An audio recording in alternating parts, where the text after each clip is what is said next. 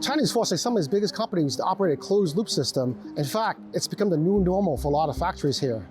So, how does it work? The point is to keep workers inside the factory complex, away from the outside world.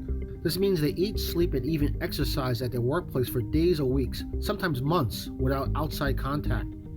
So this system first started to be used by manufacturers in Shenzhen, those that had worker dormitories within the compounds or nearby.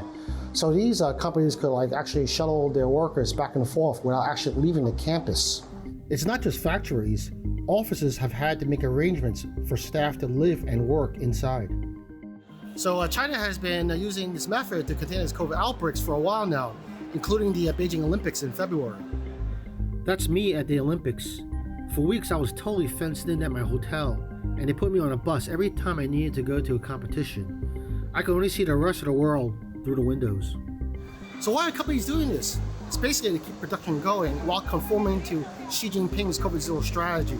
It keeps China's giant manufacturing sector and the economy humming along, even as persistent cases threaten lockdowns for the rest of the population. And to be honest, it's working for some companies. For example, Tesla, it saw its shipments surge in June after it started operating its closed loop.